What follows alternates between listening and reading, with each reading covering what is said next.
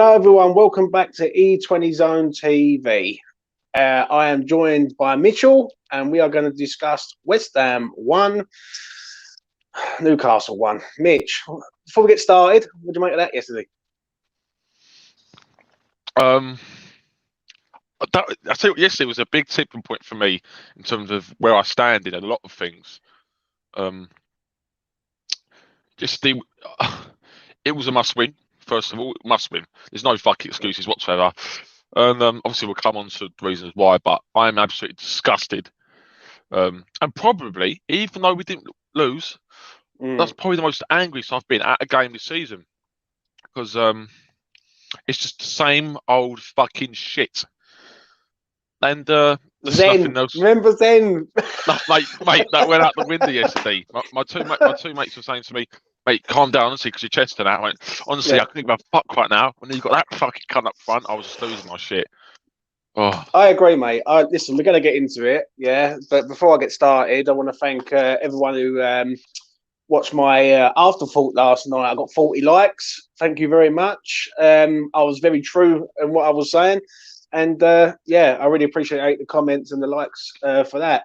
So let's get into it then. Let's start off with this man, Fabianski. What do you reckon yesterday, mate? Probably the quietest player. Didn't really have to do much. I think he could have done. I'm not gonna lie. I've not watched anything back of anything yesterday, and I probably could do with watching some stuff back. But I was just so. I really just wanted to kind of forget about the day and just kind of because I just went home and watched the boxing yesterday. And went round my mate's house and watched it. So yesterday I just kind of I forgot about it and I haven't seen anything back. But from what I saw live, I think Fabianski could have been quicker in terms of reacting for the goal that was just on the line. Maybe not. I might have to watch it back. But for me, instantly I think he seemed a bit planted in terms of moving. But no, I don't think Fab had a lot to do, really, mate, yesterday. He didn't really have much to do, no. Yeah. But that's obviously due down to the fact that they had no Wilson, no St Maximin. So, and we were so lucky. We were so lucky yesterday that they didn't have those players, and we had basically a fully fit team. Yeah. I'll give him. It's a tough one. I can't really blame him for anything, really. Yeah. It's a tough one. I'm not feeling generous today, by the way. So I'm going to give him. I'm just going to go 6. 6. Yeah, I'm with you on that, mate. I'll give him a 6-0. Standard performance from Fab. Really, nothing really major that he done. That sort of. How can I put it? Newcastle really didn't do much, and he didn't do much to sort of stop Newcastle, so to speak. So yeah, pretty easy rating that one. 6 for me, 6 for Mitchell. Moving on to this man, Ryan Fredericks. I'm going to start with this one. This geezer is absolutely fucking horrendous. And can he please fuck off at the end of the season? And I say that quite openly. This geezer, all he's got about him is pace. Yeah? And that's all he's got. He can't defend. He can't cross. He can't attack. He can't mark people. Shite. I am giving him a 3. Right? And that is being generous, right, in that first half. Listen, Declan Rice is at fault for the header, but Ryan Fredericks, all he does is just stands there and ball watches. Just watches the ball. Don't watch the man. Don't watch anyone. Just watches the ball, watches people run off him. And I can't wait for this geezer to leave. I really can't. Really can't. 3 for me. Take it away, Mitch. I've always been quite a lover of Fredericks. I've always quite liked him. I've always thought he's got a bit more stick than what he deserves. And yesterday, even though I would have started Johnson still over him, I still thought, you know what, at least Soufal ain't starting because no one is worse than Soufal at the minute. Starts from Diop. But in fact, he wasn't starting yesterday. Oh my God. Sorry, I've got to touch on this quick. I cannot believe I was seeing people saying Diop had to start yesterday. I wanted to cry. I was about to just like throw my phone out the fucking window because I tell you what. You go, mate. Lay it out. I've never been so angry with our fan base in that one moment. there's been periods where I get frustrated with our fans. We praise Diop. Talk about Hala. Fucking Hala. He's gone. 18 months after he left. 18 months ago, he left. He was shit. He was gone, and he pushed for a move fucking 3 months before he left. So fucking forget about him. He didn't want to play for us. Fuck me. And people still got their tongue up his bumhole. Get it out. And Diop, yeah, I've kind of forgot where I was going. Oh, and Fredericks, yeah. I actually kind of forgot where I was starting at because I was just speaking about Haller then. But yeah, honestly, how our fans wanted us to start Diop and say he wasn't droppable made me sick. Yeah, he played one good game against Leicester last week, but Fredericks, one game in 20 games. Get off Diop. One good game in 20 games, for fuck's sake. Oh, Fredericks. Sorry. All right. Sorry. That's out of the way now. Sorry. I had that on my chest. I just wanted to lay off. Fredericks. Yeah, I think he should have done better for the goal. It was his marker. Fraser crossed it in, so he should have let the defender that he was trying to mark and tackle. Yeah. He should have left him with the player that was next to him. I can't remember who it was. Was it Souček? I think so. Something like that. Yeah. I think it was Souček. I think he should have left him with Souček, and then as soon as he saw Ryan Fraser trying to do the overlap, that's when you got to track the run. He didn't. That was poor. However, I thought I didn't think he was shocking. I didn't think it was too bad. Besides from that, I actually thought if passing was okay. Didn't we ever give away the ball? He did, Mitch. In the first half, he did give away a sloppy pass. Yeah, he did. One or two. Yeah. But I'm just trying to compare with so far. And there was a lot of times yesterday where I was watching him closely. Don't get me wrong, I don't think Fredericks is good enough, but I was watching him closely yesterday and trying to compare times with Soufal, what Soufal would do in that situation. I was thinking Soufal would definitely hoof it here, and he didn't, and he kind of passed it. So I was just trying to compare the two.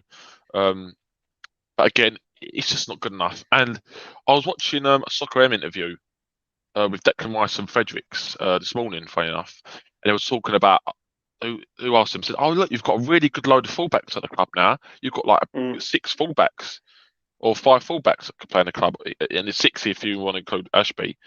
Yeah. They said that's looking really good, isn't it? And Fredericks and Rice will look at each other going, "Yeah, it is." And I just thought, mate, every fullback we've got at the club is average or worse. We do not have a good fullback at the club anymore. We don't. Give me a rating, Mitch. Give me a rating. I know you're going in one. 4.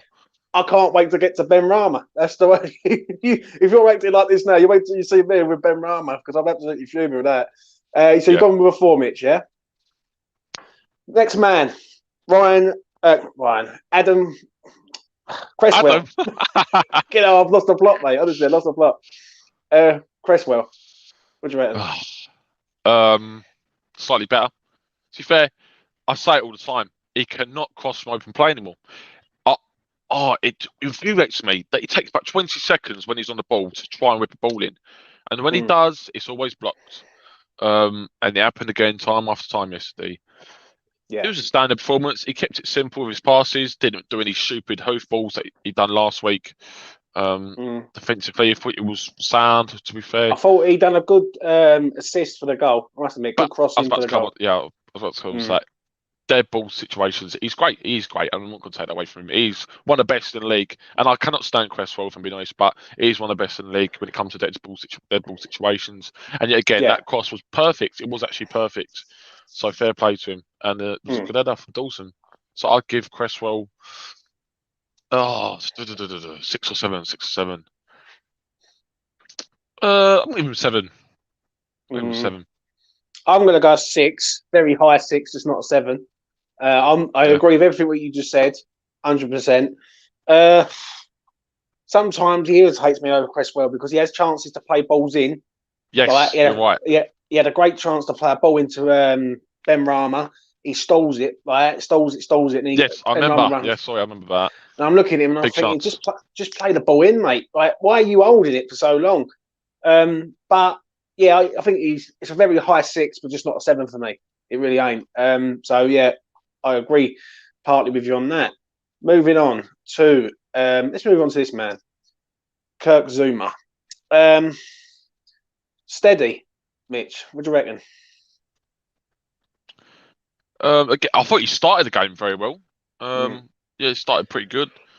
Yeah, solid. I get clear your lines. I get the mentality just to clear your lines. However, I feel that at the moment, Dawson and Zuma, especially Zuma, good cost of the goal 6, yeah, Chrissy 6. Yeah. Yeah, so I was reading the chat. I think it does wind me up a bit at the moment where he's just clearing everything for a throw-in. And as I say, I do get clear lines, but I think you're giving away possession too much at the moment, and we cannot score goals. And we're really struggling to just attack teams at the minute. So I think we need to keep as much position as possible. And I feel like just giving the ball out like that, I get it in terms of a defensive point of view. But he's but solid, though, you know, Mitch. He's solid. He's solid. I get what he's there to do, but I don't know. I just think I'm just trying to look forward in terms of what he can do to improve. I think sometimes he could just control the ball and maybe turn around and pass it back to the keeper or pass it to a fullback. He's more. What it is with Zuma, he's more of a safe option. Like when, how can I put it? I'd rather him do the basics well rather than fuck about with it and go and then give someone the possession and then of course, I get that. And then the whole fan base will be going. There is a balance. There's a balance though where you can. Don't get me wrong. I think Zuma is one of the best players at the club. I think he's fantastic and he's the best defender at West Ham. But you know, there's improvements for every player. Every player has stuff to improve on. Yeah. And just for example, like I know they lost, but watching Man City even yesterday, like defenders never kick it out. They kind of keep themselves calm under pressure and they'll pass it back to the keeper, and then you just keep the possession going because you do keep possession away when you do that. Like solid again, but not much that I saw of him yesterday. To be honest, both the centre halves didn't have too much to do, but what they've done well. We give him a 6 as well. I don't know. I think he's just a 7 for me. Just like he's on the line of 7. For me, I thought Dawson was phenomenally good. We're going to actually no, I'll change it. I'm going to go 7. Yeah, I feel decent. I thought our 2 centre halves were very good yesterday. Like very good. Like yeah, you're right. Like Chris Wood, they dealt with the goal was a freak goal from Newcastle. Really, it's from our mistake. And I thought that was all right. So I think he sort of deserves a 7 in my opinion. And you've gone with a 7 too, yeah? Yeah, I'm changing to 7. Yeah, I think that's fair. 7 and also. Moving on to this man, Craig Dawson. Excellent. I'll start off with this one. Man of the match for me. Top class. Great goal. Defends well. Passing balls. Could have scored another one. He's got better attacking ability than Mikel Antonio. Mikel Antonio needs to learn from Craig Dawson how to. He had a good strike as well, which was blocked. Do you remember that? Yeah, and I think he actually used to be a striker. Gosh, son. Huh? I think he actually used to be a striker back in the day for Rochdale. I think it was. Yeah, I'm sure of it. Fucking hell. I don't know. They moved him. Go that far. They moved him to centre half, but this is going back about 10, 12 years ago, Mitch. So, listen, at the end of the day, Dawson has done very, very well in a really, really bad moment at West Ham recently. Like with the Zuma thing, he stepped up to the mark and said, right, I've got to take the reins now because West Ham need me to. Because we don't know whether Zuma's playing, we don't know whether Diop's playing. And I'll be honest with you, I think he's been top draw. Really, really has. He's my man of the match yesterday, as I say. I'm going to give him a solid 9, mate. Solid 9. I think he was excellent. The goal was excellent. He was good. He weren't at fault. Maybe you can slightly fault him for the goal, but I think you're being harsh. I think it's more Fredericks than him. Fredericks ball watching, and Dawson just didn't get there. But yeah, it's a 9 for me. What are you going with, mate? I'm going to go with an 8.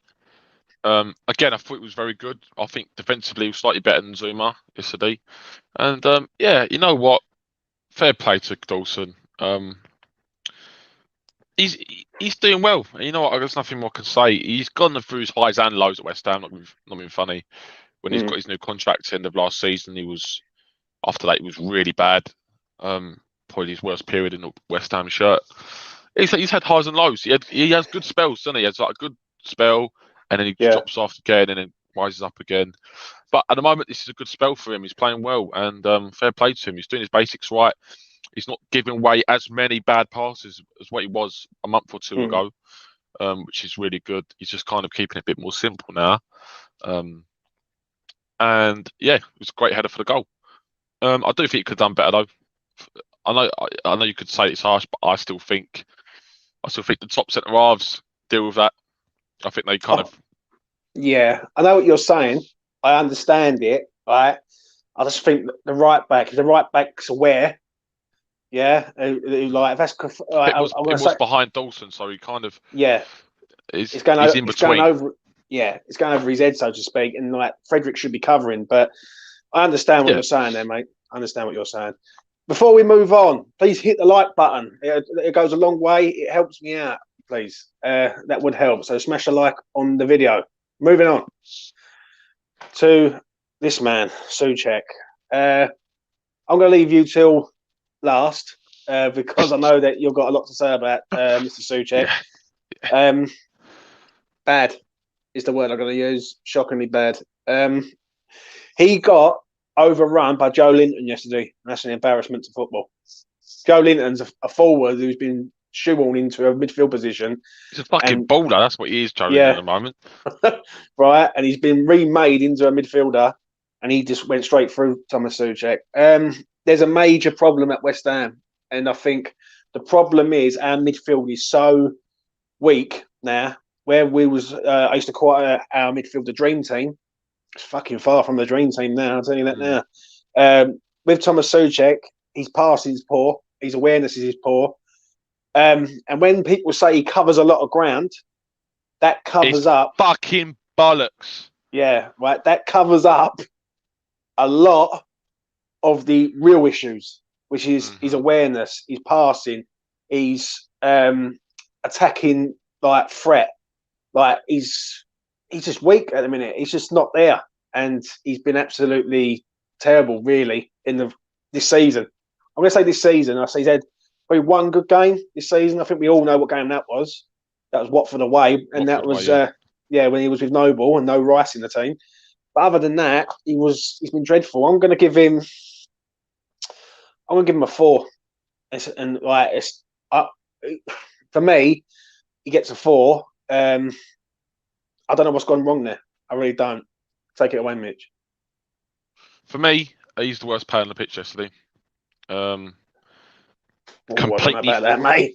I don't know completely about that. fucking useless yesterday. And he had zero impact on the game. He might as well not have been there. I feel sick.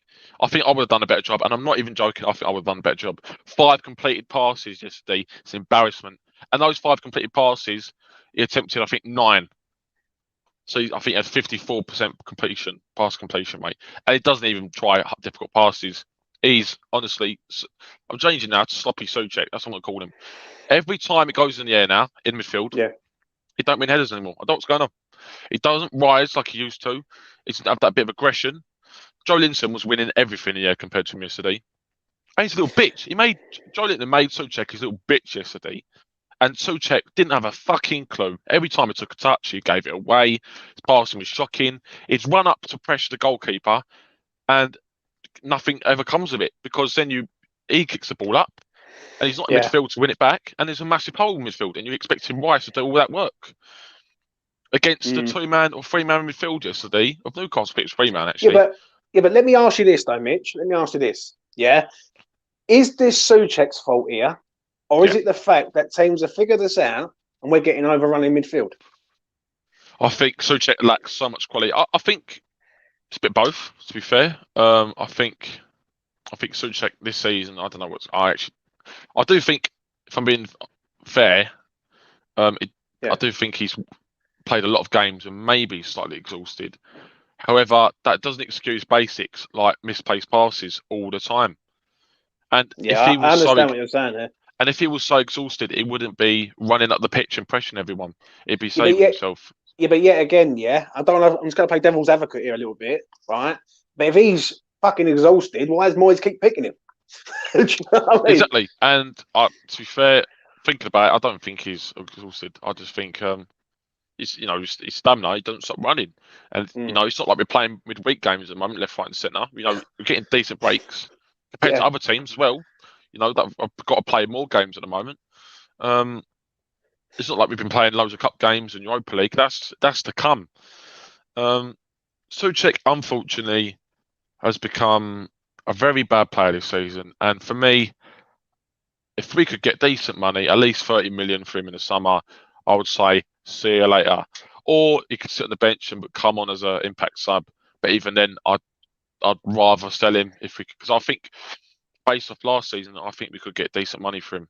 I think maybe even 25 million, because I just can't see him progressing in this team. I just can't see how he's going to have a future at West Ham. I don't know, Mitch. I don't know about that, because I look at it. I understand what you're saying. Listen, he's been shocking. All right, I'm not giving him a leg up at all. Yeah, right. I understand totally what you're saying. But with Souček, if we had another midfielder in there, like a proper DM, right? So if I just name someone off the top of my head, Basuma, from Brighton, that is it's a different ball game then, because we've got a proper DM in there who can mop up and allow really Souček and Rice to sort of interchange going forward.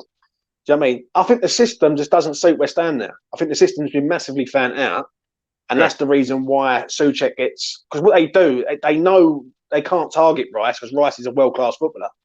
Right? He wasn't world-class yesterday, but he's a world-class footballer. So what they do, they target Souček, they press Souček hard, and then that's how they break through our midfield, basically. So it's an interesting one. But as I agree with that, I completely think you're bang on. I still think individually, Souček isn't played anywhere near as good as what he was doing last season. No, and I get the system doesn't work for him at the way we're playing this year. But at the same time, he's not helping the situation at all. He's making it a lot worse with just sloppy passes. And he's not winning headers anywhere near as much as what he was last season. And that's not to do with the system. That's just to do with, I don't know, it's just him. I don't know what's going on. Yeah. Shocking. For me, I'll give him a 2. I thought it was the worst player on the pitch. Completely fucking useless. And would not start next game for me. Would not start next game. I disagree with you on the worst player on the pitch, but we'll get onto that one later. So moving on to this man, Declan Rice. I've got to say this, and openly, I love Declan Rice to bits, but I thought I thought he was terrible yesterday. I really did. I thought Newcastle went straight for our midfield, big time. I think he picked up in the second half to a point, but he wasn't vintage Rice. He really wasn't. I love Rice. Listen, this is nothing against Declan Rice, and this is the first time ever that I've criticised him on this channel, and I've been doing this channel for 6 months, right? But yesterday, the error is his fault. He was just all over the place. But then, is it Souček? Is it because they're going with a 3-man midfield and going straight through us with Joe Linton, Shelby, and I think it was the other one, Murphy. I think the other one was. I can't remember the other geezer was in midfield, but he was on the left. I think I can't actually remember. Joe Linton. Yeah, Shelby, Joe Linton. There was someone else in there. Someone could tell me in the chat. It'd be handy. What do you reckon, Mitchell? I reckon last few games have been pretty poor, if I'm being honest. And still poor by standards. Still ain't terrible. I just think it's just not. Just below average. Joe Willock. Joe Willock was the other. Joe Willock. That was it. He won. Yeah. And he scored. Funny enough, that's funny. Again, I think his second half he was better. However, he should have done better with the goal that we conceded. I think he's got to put it out towards them, and he just kind of kept it dangerous in the area. He didn't really have much of an impact on the game. Didn't really go forward too much. And I think a part of that is to do with Souček, who kept bombing up the pitch for whatever reason yesterday. And I think he kind of kept himself back a bit. Don't know whether that's to do with Moyes. It might just be him. And obviously, we can't blame Moyes for how a player performs individually. Maybe just to set up. But I don't think it was great. I'd say 6. I think average in terms of him. It's not as good a performance that he can produce. It's one of his poor performances. However, it doesn't mean it's necessarily a bad performance, because Rice still puts in a good shift anyway. So for me, it's probably a 6. I'm going to agree. 6 is about where I'm at. Also, I think the 5's too low, 7's too high, as I always say, and the 6 is bang in the middle. There's a problem in that midfield. But yet again, we've got a manager that keeps playing a 4-2-3-1 system over and over and over again, and teams have figured that out. They really, really have. So for me, it's an easy rating there for me, and it's a 6. I'm going to get onto this man, Syed Benrama. Now I'm going to start for this one, right? I thought he was okay yesterday. I thought he was okay. He wasn't vintage, Benny. And you know, Mitch, you've done this with me for a while. You've known me doing this game, right? That I like Benrama. I think Benrama's a talented footballer. Yeah. And I've also criticised Benrama. But yesterday, he didn't deserve to get hooked on the 70th minute, right? I thought in the first half, he played a lovely ball into Bowen with the crossbar from the chance. He looks alive. But when you've got players who can't find him, there's times where he was getting into good positions, but no one's passing the ball to him. Fornell done it, Bowen done it, even Antonio done it at one stage. Cresswell as well. Cresswell also. I don't get why he keeps getting hooked. I'm going to give him for 70 minutes. I'm going to give him a 6, right? Because I think he was just okay, right? Yeah. So for me, but I'm going to get onto Moyes later. I think it's absolutely filth, yeah? And I say openly, filth from Moyes to keep subbing this geezer on the 70th minute 18 times this season. Filth. And that he could be having a great game. He gets subbed, right? It just seems like there's an agenda against Syed Benrama, and I think it's absolutely disgusting, mate. Take it away, Mitch. Moyes, I think it's been clear from day one that Moyes has had a problem with Benrama. I think from the moment he came in and he wanted to try doing his skills and flicks, which he was doing when he first started for us, he's not doing them anymore. And I think that's solely down to Moyes. I think Moyes is trying to turn him into a robot. And I think Benrama's getting frustrated now because he can't be his most influential self. I think that's why when he comes on as an impact sub, is why he does better, because he knows what the game is lacking and he tries to put his stamp on it. But when he starts the game, I think Moyes is trying to turn him into this robot. And it's a shame. I think I agree. I think it's disgusting. I would have brought off Antonio or Fornals before. I think Antonio was like, I want to save this for the Antonio one, but I'll say it now. When Mikel Antonio is there and he's doing not a lot, right, and then Moyes in his brain goes, you know what, I'm going to bung him on the right, which he still can't do nothing. Even then, it just says it all to me, mate. It really does. It smells of favouritism at its finest yesterday. Oh, yeah. It really, really does. What are you rating him, Mitch? Benny? I thought he done all right. I think in the game he had sloppy passes, also good passes. I think he beat a couple of players a few times. I just missed the old Benny, really. At the start of the season, Benrama, we had a lot of confidence taking men on. I honestly think it's down to Moyes. I think Moyes is he wants a really systematic, hard-working player in his team. To just keep it simple, keep it safe, and do the job. I give Benrama a 6. Is it average points? Yeah. Moving on to this man, Pablo Fornals. I thought he played all right yesterday. Fornals. He's not. I'm not his biggest fan. And I say that quite openly. I think sometimes I look at him and I think, what else does he give other than working hard? But I must admit, he worked his bollocks off yesterday. Really, really did from start to finish. Thought he was a trier. He was getting stuck in. He was trying. He was the only one who was really showing any effort yesterday, right, with other players, so to speak. So I don't know. I'm gonna let you go first in this one before I rate him. Yeah, I'll give the rating now. I'm gonna say 5. And that's for me because I think he just wasn't influential enough. I think when you're playing at central role ahead of the two midfielders, I think you've just got to offer more quality going forward, just more sharpness, speed up the play, and he just didn't do that yesterday. Again, it was just shit all the times. Where it's the only kind of things that were coming for us was from Benrama sometimes and Bowen a couple of times. It was just I think it's just an average, just like not good enough for me performance from Fornals. Yes, he worked hard. But I want more from him. I do want more from him sometimes. I think he should be trying more difficult passes. I get it because the players don't make the runs as well, Yeah. and they probably ain't quick enough. I don't think Benrama's quick enough to get him behind in a lot of situations either. But I think he should be trying more difficult things, and the same as a person that we'll come into later as well. For me, it's 6 or 5. I'm going to go for a 5. Just not quite good enough for me yesterday. I'm going to disagree. I'm going to disagree on this one with you. And listen, as I say, he's not my biggest fan. I'm not the biggest fan of Fornals. But I must admit, he was working, he was pressing with Benny. I thought out of the front four, him and Bowen was like par, really. Jumping on par with each other. You thought Fornals was better than Benrama yesterday? Don't forget, Benrama got subbed on the 70th minute, mate. So I can't give him. I can only rate him. But in terms of how they played, say before the 70th minute, because I wanted Benrama, I wanted if I was waiting, to come on for Fornals or Antonio. If both of them would have been subbed, on the 70th minute, I would have rated him a 6.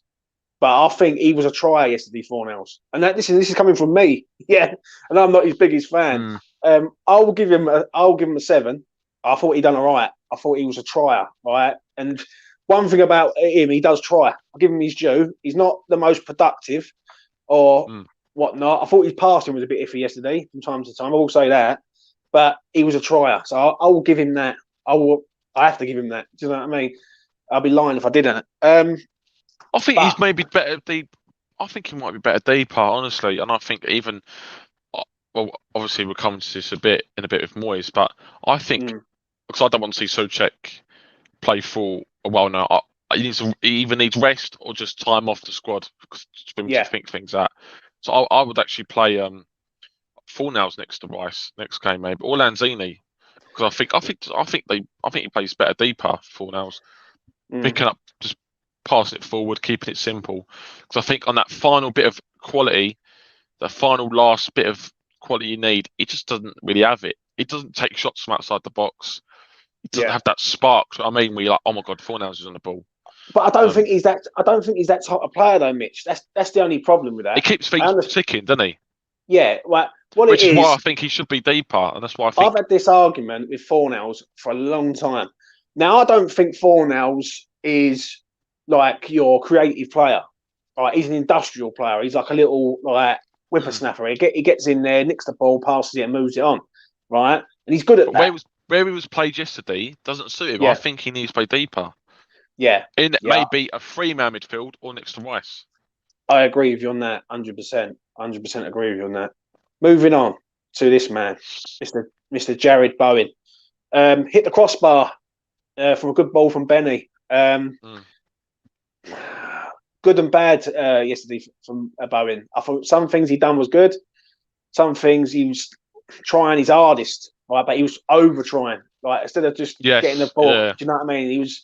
But then when I look at who he's got up front with him, I can understand why he's over trying. Do you know what I mean? So, what do you reckon yesterday on him, Mitch? Yeah, mixed. I think he didn't really have enough influence on the game, as we know. As we know, Bowen can. I did say before the game, it's a shit joke, but I'm going to say anyway. We need to target, because I think Bowen, obviously, I think he's our best attacker by far. Yeah. And target ain't too great defensively, and he's fairly slow. I mean, I think Bowen would have him on the afterburners. Yeah. And it's a shame it didn't really have him in his pocket yesterday. I think Target coped with him quite well, to be fair. And I thought Target was very good yesterday for Newcastle. Yeah, I thought it was just all right performance. Obviously hit the crossbar. Not his most influential self. To be honest, quite forgetful actually. I can't actually remember too much he'd done. I can't actually remember. I remember him getting dispossessed by Target. I remember quite a bit of what he'd done. He kept getting the ball wide, and he kept going down the line, but cutting back. It was cutting back all the time. Like even when he went down the line against Dan Burns or whatever his rookie name is, the one who took him out towards the end of the game. Yeah. It was the same old cliche. Like I just look at Bowen. He was getting so frustrated because he was getting there. He's looking around, and Antonio's in like the front row having a fag. Do you know what I mean? He's not in the middle. Do you know what I mean? He's not in the middle. Like, having a fag. And when you're looking at like the heat map, of yesterday, like, and Antonio, where was Antonio? Like, nowhere to be seen. Have So you seen this heat map? yeah, I did, mate. I did. Oh my God. I couldn't believe it. So for me, I saw it. yeah, I know, mate. I know. But we'll get on to him next. But for me, I'm giving him a 6. What are you saying? A 6, is it? 6, yeah. I think a 6 is fair. Average. Bang average.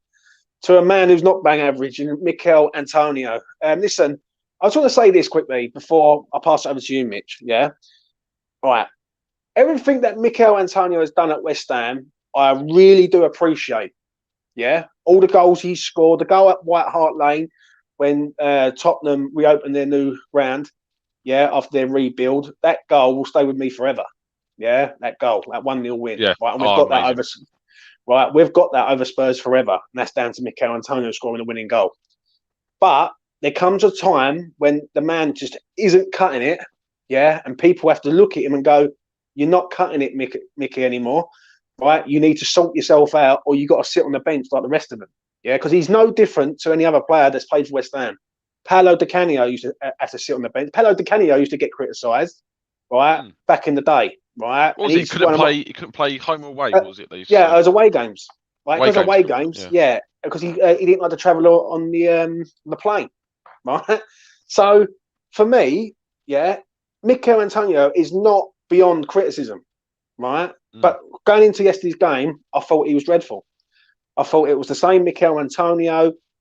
We'll talk about the heat map. If you haven't seen it, go onto Twitter and you'll probably find it. There was a heat map that done on Mikel Antonio. He was everywhere other than centre of the goal.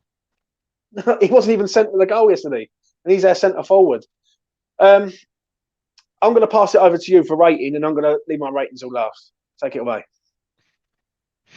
This man makes me sick. And Moyes, as I said earlier, he's got his tongue right up his bumhole, and I don't know what it is. He sulks.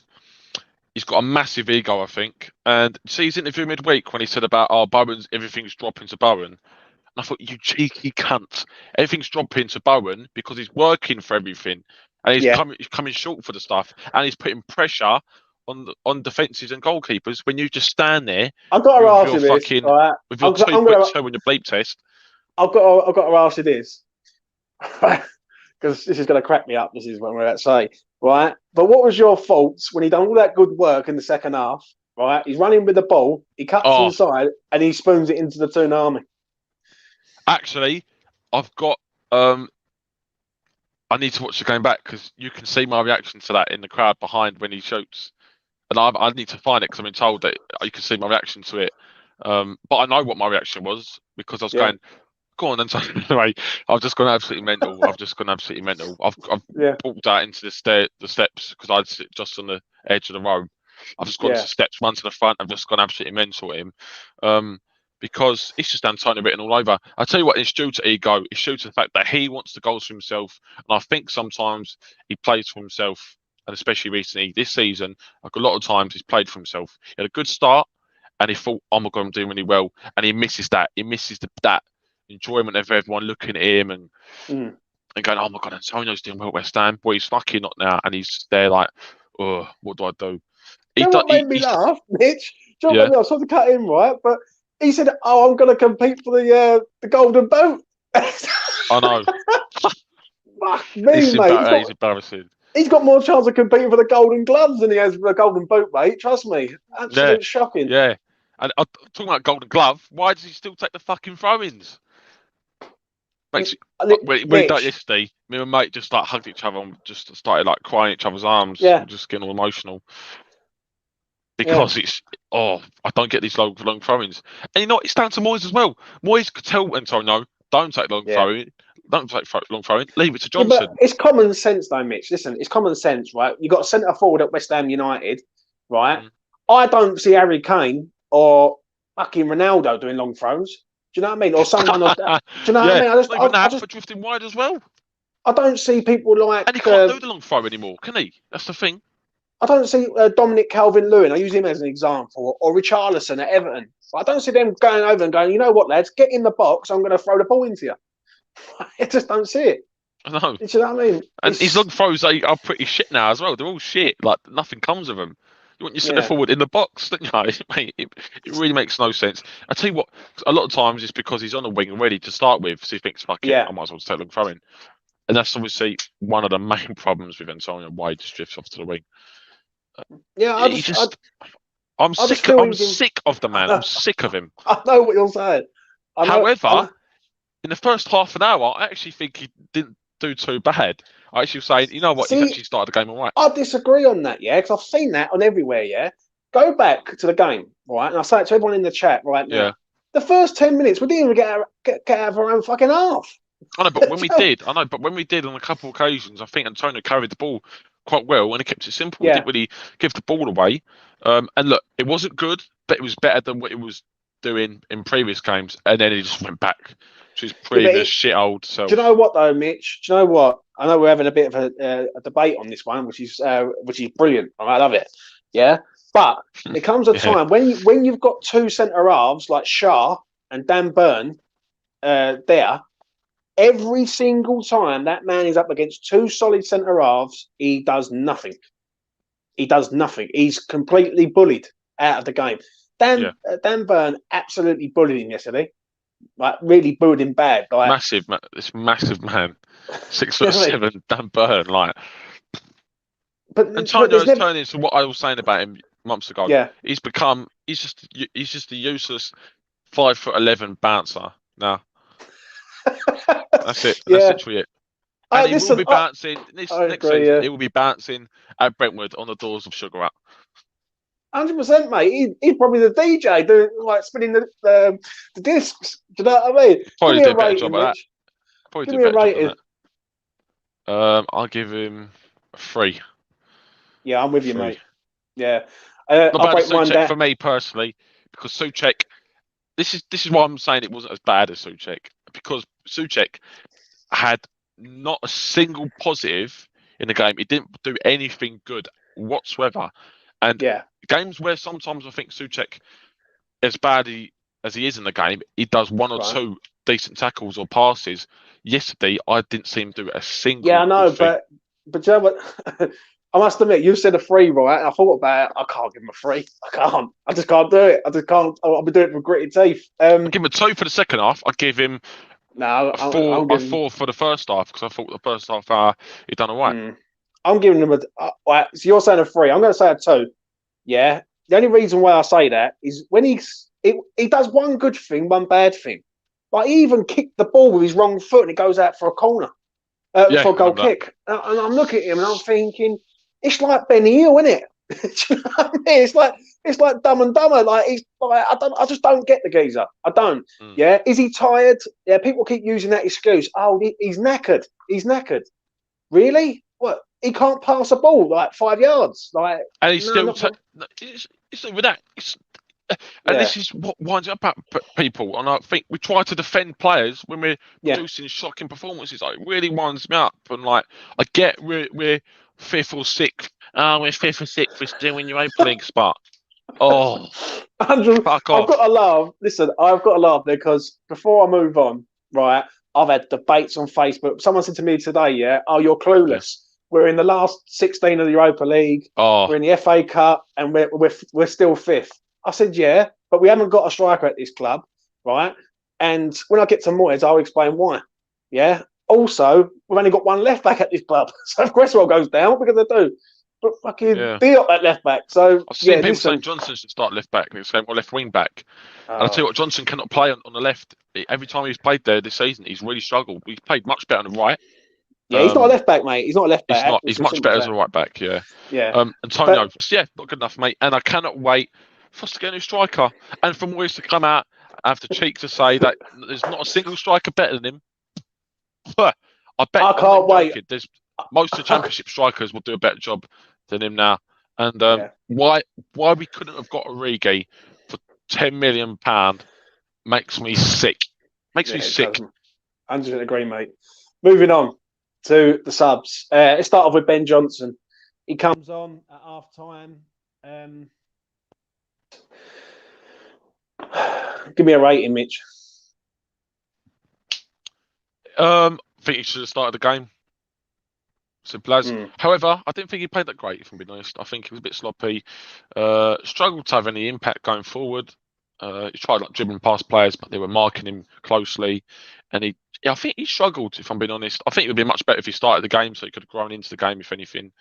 And well, for me, he had to start. But yeah, for me, he still starts a right back next game because I think he's the best right back at the club. Plus he's young and he's got a lot of potential to improve. But I didn't think he was great yesterday. Yeah, pretty sloppy. Defensively, I think he's very good at kind of keeping his position actually nowadays. And for such a young player, I think he's very well disciplined. Ben Johnson, very well disciplined. And you don't think, there's things where he can work on his game in terms of, you see his lack of experience. Because I actually think he shows quite a lot of experience in terms of the way he plays. I just think sometimes he just lacks that bit of decisiveness and sometimes a lack of quality.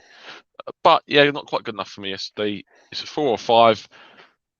Probably a 5, I'd say. Yeah, I'm with you. Not just below average. Not quite good enough. Yeah, I'm with you. The only thing that irritates me with Ben Johnson, it always has done, he goes forward very well, but he checks back all the time. And that just irritates me. If you ever, and I'll say this to everyone in the chat, if you watch Ben Johnson when he plays, he will go blistering forward and then he sort of gets like rabbit in headlights, turns, checks, and he has to go back. There was a lot of sideways and back passing yesterday, which was also terrible. So I'm with you, Mitch, on that. I'll say a 5 also for Ben Johnson. Moving on to this man, Nikola Vlasic comes on for Syed Benrama on the 70th minute, the famous 70th minute mark. I'm sorry, but I'm going to start with this one. I don't see the icon. Or whatever it was. I've done Vlasic bingo before. I said 79th minute. Yeah, Benny bingo. Adam, he said 74, so he won. Yeah. Mate, Mitch, I'm going to ask you something, right? Honestly, what is your thoughts on Vlasic? Because he comes on yesterday, and I see people on different platforms, naming no names, but they're saying that he looked good, and I'm thinking, what are you seeing? Right, I didn't see it. He looked good. His hair might look good. He fucking didn't look good at all. I think he'd done all right. I think he done more in the game than Fornals for me personally, because I think Fornals had more impact. I'm going to ask you, Mitch. I'm going to ask you. Yeah. Name me 3 things he done well. I thought he ran forward. He made runs. I think he kept it simple. Don't get me wrong. Again, it needs to do more. I say he's a bit of a plain Jane in terms of the way he plays. He's very just like basic, pass there. Doesn't take any risks. Doesn't really take any shots. He's just a very like kind of systematic player. Funny enough, he doesn't try anything. And he needs to really come out his shell. I think still. I think he held the ball up well. I think on occasion where he let it go out for cross, and most players, especially Benrama, I think would have got out muscled and struggled, and the Newcastle players would have won it back. Yeah. But should he? But I don't want to. Like, I'm just going to play devil's advocate here, yeah. But shouldn't he be doing that anyway? Like that's what he's. What his job is, isn't it? Players, I get that. I know we should be, but we've also got players at the club which ain't doing basics like that. Yeah. Like, for example, Benrama don't do it. A lot of times he seems like scared to get stuck in. His work rate's good, Benrama, but he doesn't get stuck in quite a bit of times. Fornals, again, just sometimes just fucks up the basics. Bowen's a greatest example of just doing everything well. And he tries things, Benrama. I mean, Bowen, Vlasic doesn't. He's such a weird one, Vlasic. I would personally start in this game as a false 9. And I just think purely because he's done it for Croatia in that position for a few games, he's done well. Plus, when I watched an interview with Rice and Fredericks, still talking about Nikola Vlasic, and he came up and he was saying Vlasic has got an unbelievable strike on him. They said he's really good. He's got really good. I'm not sure at West Ham though. I know exactly, which is why I think he could maybe benefit from being the front man. Because Bowen, I think you play him up top, you miss him on the right wing. And I think he's not bad up top, but I think he's better on the right wing. And I think personally, we have to drop Antonio now because it's just bad performances every game. Like every single game is a bad performance now. So I don't think he can start at all, Mm. Antonio, because he offers nothing at the moment. So for me, I would like to see Vlasic because he's got a little bit of strength about him. I think he can hold the ball up fairly well.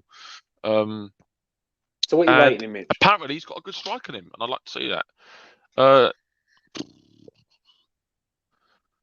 it's the 70th minute. It's one of those ones where the later on in the game, the less of a rating you give him because of the impact on the game. It didn't really have an impact on the game, for being honest.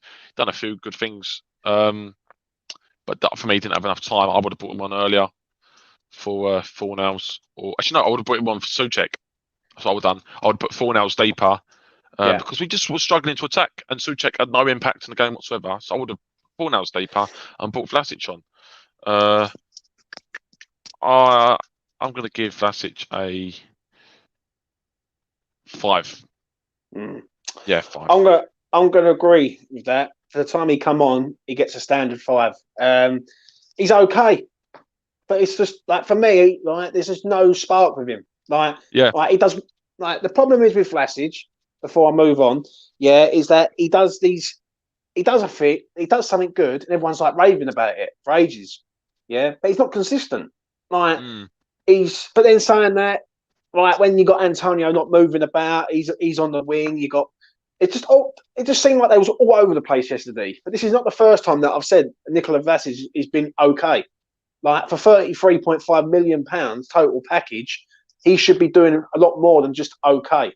But I keep hearing this line, oh, don't worry, you need to give him time. And as I said yesterday, if I want to give him time, I'll buy him a fucking watch. Like, do you know what I mean? I don't want to hear that word time. Like, he's a professional footballer. He's played in the Champions League. He's played in the Euros. Like, he don't need time, this geezer. He needs to sort himself out. And the problem is with Vlasic, right, before I move on, is that when you got Lanzini, who's sort of coming towards the end of his career, and really, let's be honest, as fans, I think a lot of the fan base would have said that Lanzini would have been at the door in the summer. Yeah. I would have done. I know that people said it. I was one defending him because I think he still had a good squad position. In the club. But you know what I'm saying? When Lanzini's getting in front of him and he's our new signing, it doesn't look good. It says a lot, 100%. So for me, like he gets a standard 5, but I've just not seen anything yet. I really haven't. Moving on to this man, which is the ref. I thought he was dreadful. Was it Chris Cameron, wasn't it? No, I'm not. I think it was Darren England, wasn't it? Someone will tell me in the chat who it was, but whoever it was, I thought he was dreadful. Like for that foul on Bowen towards the end of the game was absolutely filth. Yeah, that was unbelievable. Yeah. But there was so many times like nitpicking little fouls and things, and Newcastle knew what they was doing. When it comes to sort of the last 15 minutes, they was going down left, right, and centre, like all over the place, just to try and like time waste, basically. What did you make of him yesterday? You was there. Again, poor. And to be fair, I'm a person which doesn't really look at referees and think of mistakes and bad things. I really focus on individual players during the games. However, I did notice referee performances. I do think he was very harsh in a lot of situations. It was Chris Kavanagh, yeah. Right at the start of the game, Fredericks just done a little barge. Yeah, it was a foul maybe, but not a yellow card for me. And he gave a yellow card at the start of the game. And it was his first foul, Fredericks. And to give a first foul for that, I'll get maybe if you've done 1 or 2 fouls beforehand, but it was his first foul. It was a foul, fair play. But he gave a yellow card for it. And then to have to cheat for 5 minutes later, we're running through the midfield. And I can't remember who it was, but someone got hacked out from behind. And he just gave a foul, not a single booking for it. Just was a bit baffling for me. I don't understand what was going through his head. Yeah, it was just like all-round poor refereeing performance. I think I did see recently, I think it was the FA, want to get in new referees. I think they were doing, make sure you ain't late for work tomorrow. Cheeky cunt. Oh. No, I know him. He's a proper prick. He's a proper melt. No, he's all right. No, I thought the ref just not a great performance, to be honest. Yeah. Give me a rating, Mitch. 4. I think 4. I'm gonna say fucking hell. I'm going to say a 3. I'm going to say a 3. I thought he was terrible yesterday. Like every single time. was If you bad. go back, it was bad. Like it might have been different because obviously you're watching it in the ground and the emotion and everything. You're fucking wild up. But from here, when I was watching it, I was watching it in a boozer in Suffolk. And I'll be honest with you, I was in the boozer and I was like, this referee is just against us from minute one. Like literally everything he like done, like silly little things. Like someone said about Flassie's got taken out. Some of these tackles that Newcastle done. He did. I remember that. Was absolutely vile, some of them. And there was not a red card yesterday, I don't know. But yeah, he gets a 3 for me. And finally, before I move on, smash a like on the video, please. It would go a long way. It would really help me out to get this video out there. So please do smash a like on the video. And finally, this man, Mr. David, I'm so stubborn. Can't you see why I'm so stubborn? Moyes. I do not know where to start with this twat. I really don't. Listen, I'm going to say this, Mitch. He's done a lot of good things at West Ham. He's recovered the situation from Pellegrini. I'll give him that. Yeah. But what he is doing at present is he's ruining players, right? He's got players who's playing who are not good enough to play for West Ham United Football Club. And his stubbornness is the reason why we are slipping down the table. And I keep hearing these people saying, don't worry, we're 5th, we're 6th, we're in the Europa League. Let's see where we are in a month. Yeah, because when we are out, if we get knocked out, right, I'm a realistic West Ham fan. I'm not a fucking deluded fan. And if we get knocked out of all, about at the moment, fuck right, me. If we get knocked out of everything next, and what's the date today? The 20th, is it? Right, so the 20th of March, or 20th, yeah, at the beginning of April, if we're knocked out of everything. Spurs. This time next month, Spurs away. Right.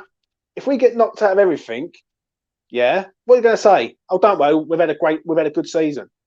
What people got to understand, and I will hand it over to you in a minute, Mitch, yeah, is that David Moyes has done good things, but his stubbornness is affecting the team, yeah?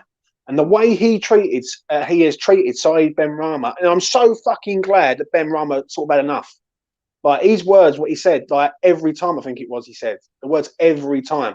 Like, I make him fucking right. Like, what has he got to do? Like, is it just, like, is Mikel Antonio not fucking, like, what is he scared of Mikel Antonio to sub him in case he beats him up or something? I don't know. Take it away, Mitch. What do you reckon with Moyes? I reckon it's the Zaha situation when he was at United. Yeah. Do you remember when Zaha was shagging David Moyes' daughter? Totally fucking agree with you there. I reckon Benrama's probably groped his daughter or something. That's probably what's happened. Honestly, seriously, like Moyes, I was speaking yesterday, and he's done a lot of good for the club. He has, and he's what he's taken as far as he can. Yeah, look, I'm gonna give Moyes another chance. I think we give him to this end of the season. Now, I would have told you 4 games ago that to even think about Moyes out, think of Moyes out. I think you are crazy. I think. Yeah, but now I understand that, Mitch. Listen, just to sorry the button, brother. Right? I understand what you're saying, but surely this man, we can praise this man, right, all the time. Say, yeah, he's fucking amazing, David Moyes. Look what he's done. But it's like you can't criticize this geezer at all. You can't criticize him, and that's the thing that irritates a lot of some of the fan base, including myself. So I look at him and I think, well, hold a minute. You can kiss his ass when he's fucking doing amazing and say, he's first class, he's the fucking messiah. But when it goes wrong, like, we're not allowed to say anything. You see what I'm saying? It's just that we've had the chance to push on. And the transfer window was the biggest example.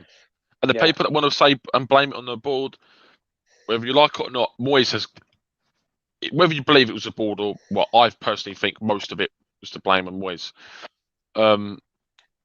He's still got to take a part to blame, because it was a fact that he didn't write up his transfer targets until the 12th of January, and that was a fact. That's a fact, or whether it was 11th or 12th.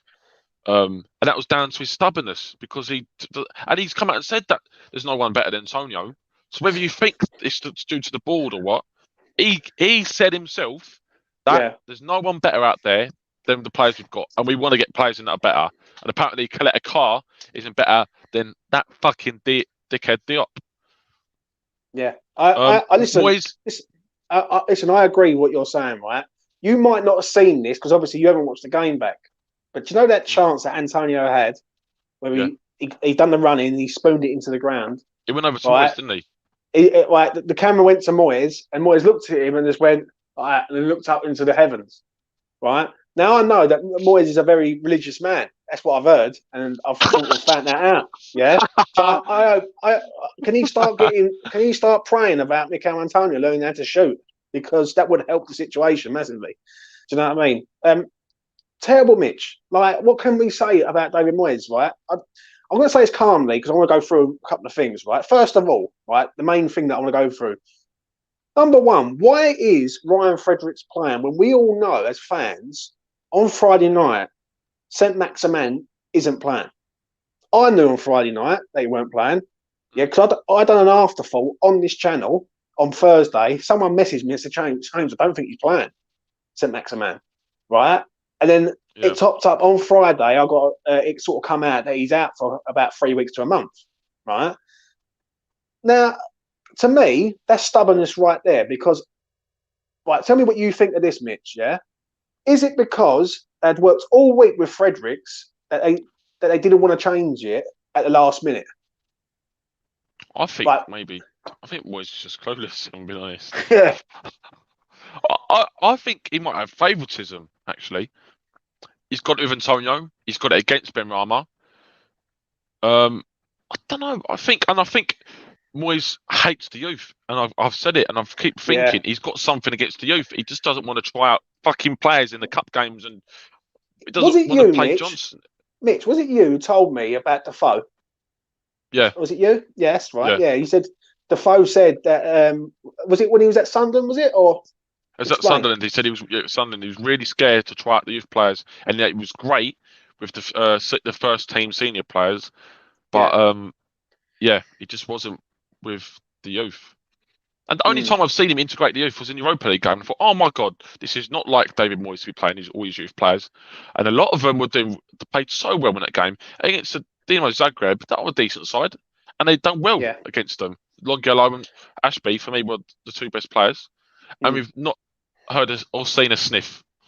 And whether it's due to training or whatnot, it doesn't matter, because some players are great on the training pitch, some players are better on the pitch. What did you think of him picking Fredericks yesterday? No, it makes no sense. For me personally, I would love to see. I want to see Ashby maybe more in the team. I wouldn't necessarily start him in the Premier League games, but I would have liked to have seen him in the cup games next to senior half centre backs like Dawson and Zuma, to see how we could cope in a senior team.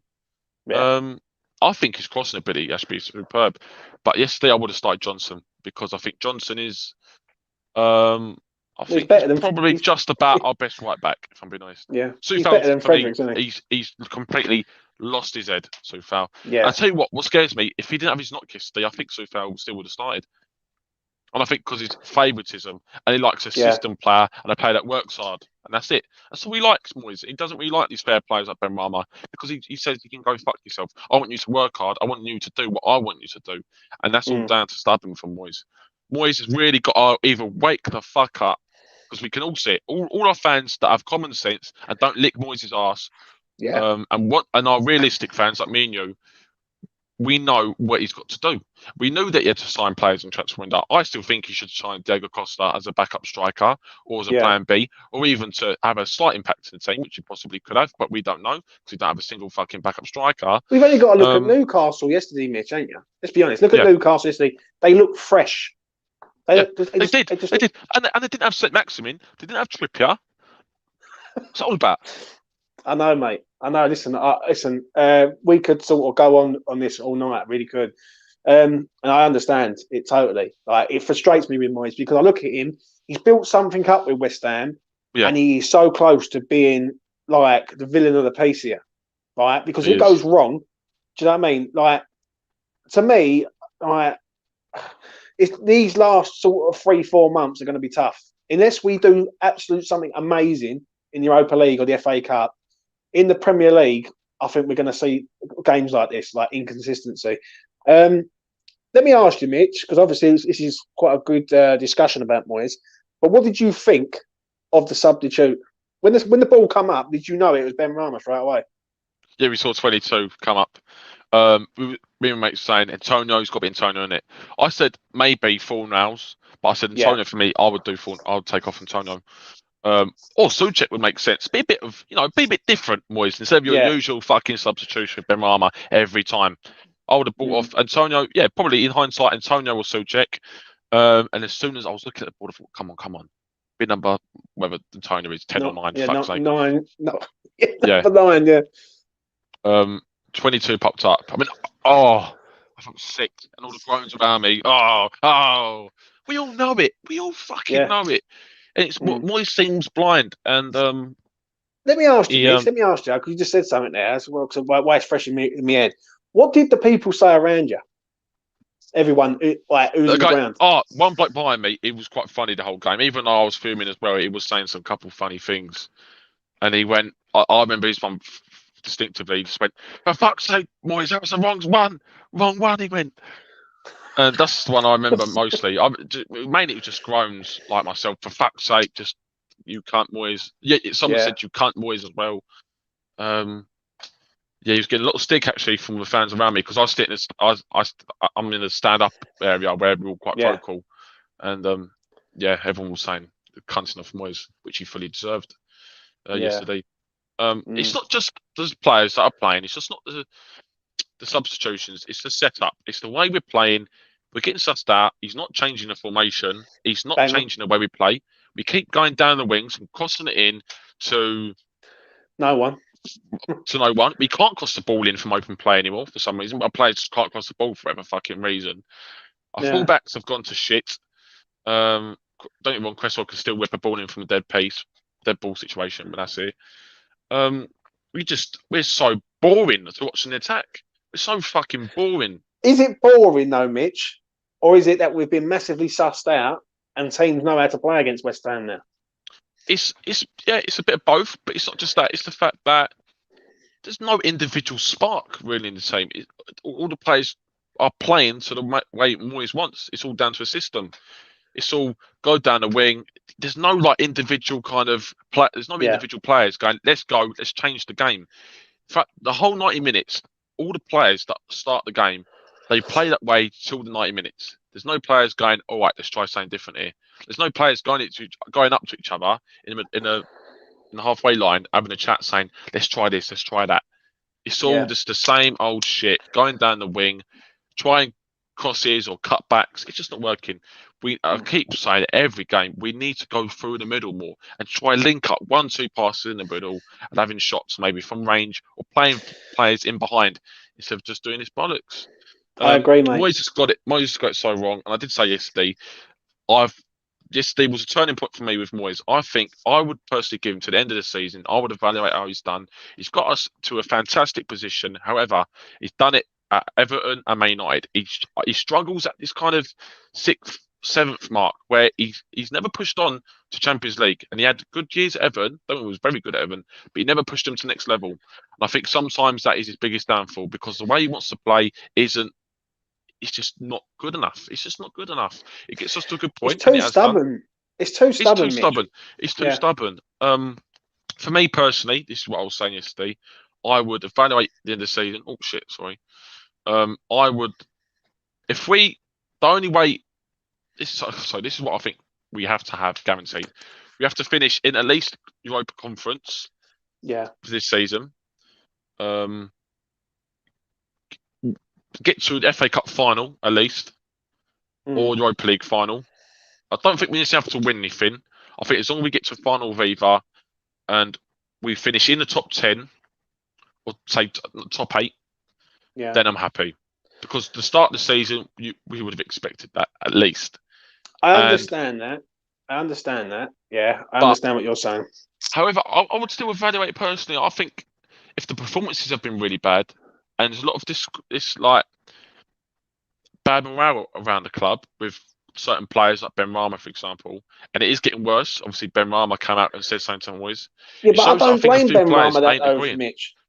Mitch, I'm agreeing with you. I'm yeah. agreeing with you. I'm saying Benrama's right to say that. Yeah, I know what you're saying, right? But what I'm saying is, when I look at the bad morale, like when you've got all the players playing over and over again every single game, and they've got no rest, and they look at Moyes and go, Moyes, what are you going to do about it? Like, we need some help here, right? And he just does nothing.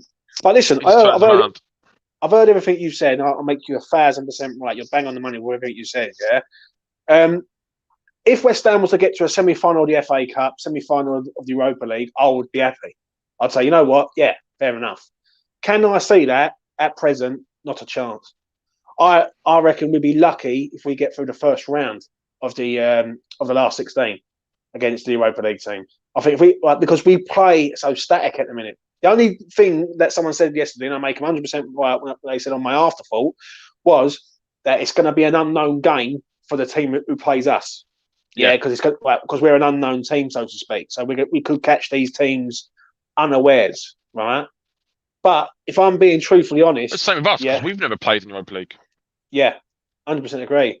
But for me, I just look at it and I just feel that with Moyes, his stubbornness is the reason what's not making us progress. Like, I look at us now, we're 5th in the league, right, and all that bollocks. But we've played 3 games more than Arsenal.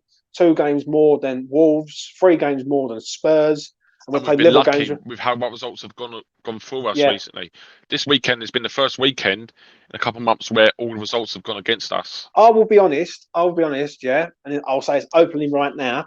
Next week's game against Wolves will decide if we're going to finish 8th. Can you see us winning that?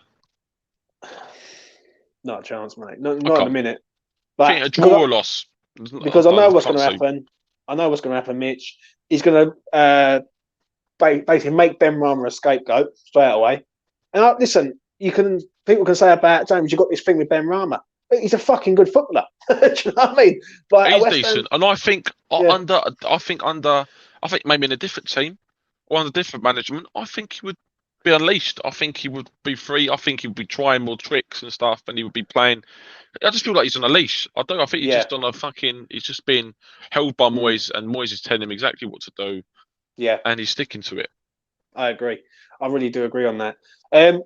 Give me a rating, Mitch, for Moyes for yesterday. See, Moyes as a whole at the moment, anyway, is disgraceful, shocking. Based on just yesterday, I'm gonna give him a 3. Yeah, I'm with you. I agree. I think absolutely 100% agree on that. When you're playing Ryan Fredericks as your right back, and you know St. Maximan is not playing, why do you persist with Ryan Fredericks, who we all know can't defend? That's the first thing that I've got an issue with straight away. The second thing is the Benrama thing. He's an easy scapegoat time and time again. And I'm sorry, but favouritism at West Ham has returned. And it proved it yesterday. It just proved it 100%. Listen, Jared Bowen's been amazing. He don't deserve to be dropped. Pablo Fornals is the engine, right? Everyone says that he's like the workhorse. Yeah, he ain't going to go. I don't know. Right? Fair enough. Right? I know what you're saying. Right? I'm like that, but I'm looking at it from yesterday's game. He's the engine, yeah, that's trying to press and be the press. So then you've got a toss of a coin between Mikel Antonio and Syed Benrama. Now, Mikel Antonio's done nothing in X amount of games. Right? Benrama is a creative player. He comes on last week against Leicester. In 10 minutes, he done more in 10 minutes than Mikel done in 90. But he still gets sacrificed every single time. And do you know what? If this is the beginning of the end of Syed Benrama at West Ham, then I hope he goes on and does well at another club. I agree. Mean that. He's a lovely bloke. He's always putting a shift. He's always worked hard. Yeah. If this was a one-off, Mitch, if this was a one-off, right, and he had done that, then I would say, right, Benrama, it's fucking disgraceful. It's absolutely disgraceful what you've done. But this man's been subbed 18 times this season. Like, I think he's got the right to turn around. Like, it's like you doing something, Mitch, playing football, and you keep getting subbed week in, week out. Eventually, you're going to have to turn around and say, hold on a minute, what's going on here? Like, there's a geezer there who's not doing nothing. And I'm the one who keeps getting sacrificed. And Do you know what I'm saying? It's just They're all, these we forget sometimes these players are all human. They've all got thoughts going through their head. They're all thinking certain things. I reckon Rice will be thinking, "Why am I playing?" He wouldn't have told anyone, but I reckon he's thinking in the back of his mind, "Who the fuck is this potato salad eating donkey next to me?" There'll be players in the squad which will be thinking certain things about the team. They're all human, and yeah, Benrama will be thinking that, and I think Rice will be thinking, "Wow, why am I playing next to Souček? I want to be at the highest level of football. Rice could be yeah. out the door." And if we lose Rice in the summer, I will never forgive Moyes for that because unless we win Europa League, that's fair enough, or qualify for Europa League, that's fair enough. If we don't qualify for Europa League and Rice leaves, then I will never forgive Moyes for that because we Mm. could have had the chance to sign players in January for us to secure the top six this season, or even Bang on. go for the FA Cup, or push for the Europa League to go and spawn. Mm. I think we'd struggle in the Europa League anyway. Yeah, But it's down to Moyes. Why? Whatever happens this season, it's down to Moyes. It's all in his hands now, whether it changes or not. I don't think it will because I think he's a stubborn little cunt. yeah. And unless things change, unless we win something this season or have a good end to the season, I'm seriously I'm really doubting Moyes at the minute, and I'm Mm. really close to saying those words. But Yeah. I'm not I yet. I'm agree. giving him a chance. I agree with you 1000% there. Everything you say is actually bang on. Right. For me, with Moyes, he has to sort himself out. There's no two Yeah. ways about this. He has to sort this mentality of being a stubborn bastard, right? And changing it up. Like, I want try the coaches to something. tell him. I want the Yeah. coaches to speak to him. And it's down to Nevin and Noland and Pierce, whoever else is in the fucking backroom staff, to say, Dave, come on, mate. Right? This is not working. Right? Teams are figuring this out. Now, the irritating thing with Moyes is he's ruining what he's already started. Because if we drop down the league and Declan Rice leaves because there's lack of ambition at the club, then that only goes on one man. Listen, you know Mitch, right? You've done this with me for a long time in regards to the player ratings and coming on this channel, which I always do appreciate you coming on. I don't go to the games because of the board, yeah? And I haven't set foot in there for 6 years, as I've always stated, yeah? But, there's a but here. If the board are offering him money and Moyes is being plain stubborn, like he is with his tactics, with his players, then it goes to Moyes.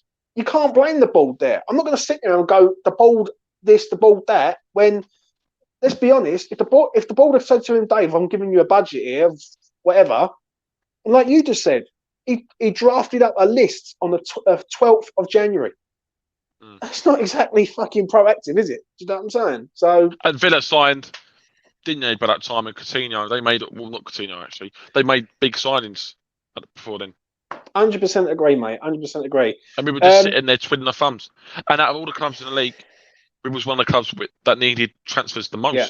considering our shocking squad depth, considering the fact that we're still in the FA Cup and Europa League, considering the fact that we want to push on, considering the fact that we know we've only got one striker at the club, and his fitness levels are shocking, and even if you want to call him a striker, he's so questionable, Moyes, and yeah, I love the man, but he's ruining things that have been created. We created something so good, and the question I want to ask the people that still defend Moyes is: we were going up, and you defend him, you praise him when we're going up, but now that we're going down, how can you praise someone? It doesn't matter if we're in a good position. We were in a better position before. Because so now that we're in a worse position, I can understand that, and I can answer that for you, Mitch. Yeah, go on. Because West Ham's mentality as a fan base is always been we're that team that just stays in the Premier League, right? Or hopes to stay in the Premier League. I had a debate, funny enough, on Twitter last night, right? And I had a debate with someone. Yeah, someone was messaging me saying, "Oh, if you expected Champions League, then that's on you." Right? I'm sorry, but if I wanted, I expect promises to be matched. Yeah, at the end of the day, and when you look at teams like Leicester, who have won stuff, Wigan, who have won stuff, West Ham should be up there, right? This is West Ham United Football Club, right? And listen, at the end of the day, we've got the best fans going, right? Because we go, they go home and away, they go to friendlies, they go fucking the other side of the world to go and watch West Ham. Yeah, they'll be in Australia, China, wherever. why can't we expect to be that top 10, top 8 side? What are we? Why do we have to keep saying that we're that relegated or relegated threatened team? Right, we've got to fucking think past that at the end of the day. And like at the end of the day, I expect better than that. Now, I don't know about you, Mitch, but I expect better than us being that. Oh, like we're just going to hope for the best. Do you know what I mean? didn't come to London Stadium to expect, mid-table and relegation fights every season. We expected to be in this position and there's nothing and fighting against for Europa League. That's exactly that. There's nothing against supporting the club because I'd support the club if they was in the fucking 4th tier, right? Yeah, it's got nothing to do with supporting the club, but it's all about the word that I'm going to say openly and loud and clear so people can hear this is ambition. What ambition do West Ham have, right? I want West Ham to go and try and win something before I die. I'm 35 years old. I want to see us win fucking something. Do you know what I mean? You see what I'm saying? James. I know, mate. In 06, mate, that still breaks my heart, Mitch. Don't worry about that. Do you know what I mean? Gerrard would always break my heart on that one, 100%. Listen, I was slightly too young for that, lucky enough, so my heart wasn't broken. Oh, mate, mate, that was a painful day. That really was. Listen, we're going to wrap it there, yeah? Mitch, I want to thank you for coming on tonight, mate. I really do appreciate you giving me your time to come on and give me your player ratings. So appreciate thank coming you on as always. Thank you. Thanks a lot, mate. I want to thank everyone in the chat tonight.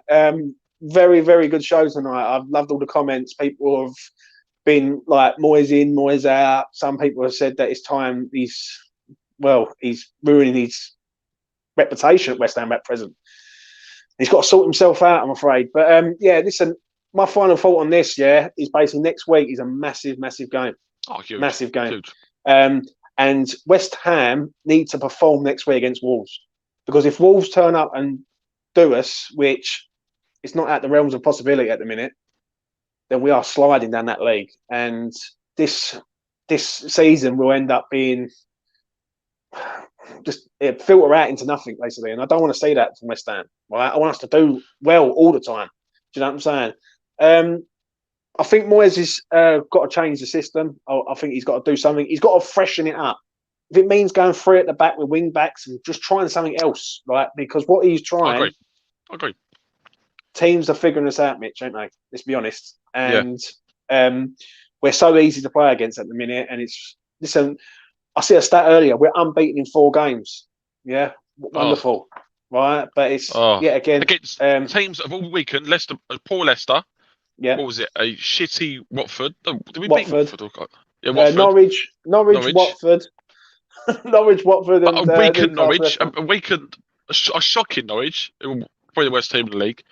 Yeah. Awful Watford, who are leaking goals left, right, and centre. A very poor Leicester at the moment, who lost again tonight, and a weakened Newcastle, who are also relegation candidates. All this unbeaten bollocks. Fucking shut up. We're trying to chase Champions League and Europa League, for fuck's sake. And also, I just want to say this right openly. I don't want to hear no more about top 4 because that is gone. I think we have to be real. Oh, anyway, I think if you see anything about top 4, just turn over. Do you know what I mean? Just turn over because it ain't happening. Like Manchester United are ahead of us. Arsenal will overtake us when they win their games or get a couple of points off the teams who they're playing against, and then Spurs might fuck up 3 games in a row because that's what they do. But other than that, I think Arsenal, Man United are ahead of us, and it's hard for me to say it. But we would need a miracle, right, for us to finish in the top 4 at present.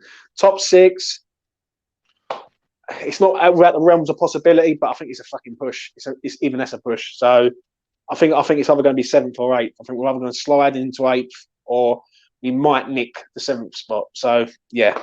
Anyway, I'm going to call it a day on that. As I say, please hit the like button, and if you are new around here, please do subscribe to the channel. It goes a long way. I'm getting the numbers up slowly. I'm going to try and bring some more content this week, and it helps me out. Do you know what I mean? Also, check out my afterthought yesterday. It was spicy, I must admit. I wasn't best pleased. I was in a boozer in Suffolk watching the game.